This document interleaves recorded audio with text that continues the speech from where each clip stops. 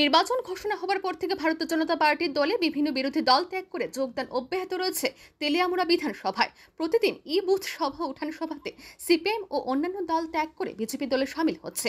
আসন্ন 2024 লোকসভা নির্বাচনকে পাখির চোখ করে শাসক দল বিজেপি ইতিমধ্যেই দল গোছাতে ময়দানে তৎপর, ফলে বিজেপি দলে যোগদানেরও হিড়িক লেগেছে। এরই অঙ্গ হিসেবে বুধবার সন্ধ্যায় তেলিয়ামুড়া বিজেপি মণ্ডল কার্যালয়ে বিধায়িকা কল্যাণী সাহারের উপস্থিতিতে 8 পরিবারের 40 জন ভোটার ডান ও বাম শিবির ত্যাগ করে পদ্ম শিবিরে যোগদান করে এদিন নবাগতদের দলে বরণ করে নেন তেলিয়ামুড়ার বিধায়িকা কল্যাণী সাহারায়। তাছাড়া এদিনের এই যোগদান সভায় বিধায়িকা ছাড়াও উপস্থিত ছিলেন তেলিয়ামুড়া বিজেপি মণ্ডল সম্পাদক নন্দন রায় ও গোপাল বর্মন, বিস্তারক প্রজেশ সরকার সহ অন্যান্যরা। আজকে আপনাদের সবার উপস্থিতিতে, প্রিন্ট এবং ইলেকট্রনিক বন্ধুদের, মিডিয়ার বন্ধুদের উপস্থিতিতে তেলিয়ামুড়া মণ্ডল কার্যালয়ে আজকে আমরা একটা যোগদান পর্ব অনুষ্ঠিত করি। 8 পরিবারের 40 জন ভোটার আজকে ভারতীয় জনতা পার্টিতে সামিল হয়। এর মধ্যে আমাদের যুব কংগ্রেসের ডিস্ট্রিক্ট প্রেসিডেন্ট রয়েছেন বিপ্লব সাহা, এবং যারা ভারতীয় জনতা পার্টিতে যোগ দিয়েছেন তারা কংগ্রেসের পরিবার থেকেও এসছেন এবং কমিউনিস্ট পার্টির পরিবার থেকেও আমাদের দলে সামিল হয়েছে। আমরা তাদেরকে আজকে দলে বরণ করে নিয়েছি এবং আমরা প্রতিজ্ঞাবদ্ধ হয়েছি যে তেলিয়ামুড়ার ডেভেলপমেন্টে নতুন পুরনো কোনো ভেদাভেদ থাকবে না।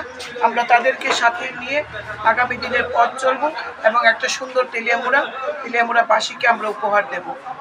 বিপ্লব শাহ অত্যন্ত প্রভাবশালী নেতৃত্ব ছিলেন এবং যারা এখানে রয়েছেন তারা প্রত্যেকেই নিজেদের স্ব ক্ষেত্রে রাজনৈতিক ছাপ রেখেছেন তেলিয়ামুড়ার বুকে।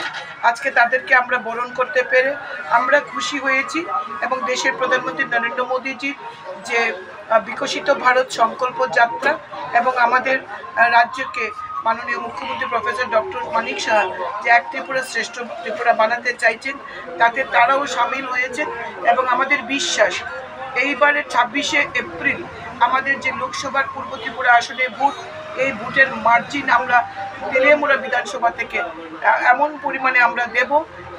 আমরা চাইছি যে বিরোধীদের ভোট যেন বিরোধীদের জামানত যাতে আমরা জব্দ করতে পারি। পূর্ব ত্রিপুরা লোকসভা কেন্দ্রে প্রত্যেকটি মণ্ডল আমরা সেই লক্ষ্যকে সামনে রেখে কাজ করছি, কারণ বিরোধীদের সামনে কোনো ইস্যু নেই, বিরোধীদের সামনে কোনো লক্ষ্যমাত্রা নেই। যত জোটই করুক না কেন, 2023 মানুষ প্রমাণ করে দিয়েছেন, এই রাজ্যের মানুষ, যে ত্রিপুরাতে যদি কোনো রাজনৈতিক দল ক্ষমতায় আসার জন্য কাজ করে থাকে সেটা ভারতীয় জনতা পার্টি। প্রতিকূল পরিস্থিতিতেও ভারতীয় জনতা পার্টি সরকার গঠন করেছে। ইতিমধ্যে আমরা তীব্রমতার সঙ্গে আমাদের সংগঠন আমরা সামিল, আমাদের তীব্রমতা আমাদেরকে সমর্থন করেছেন আমাদের সরকারকে।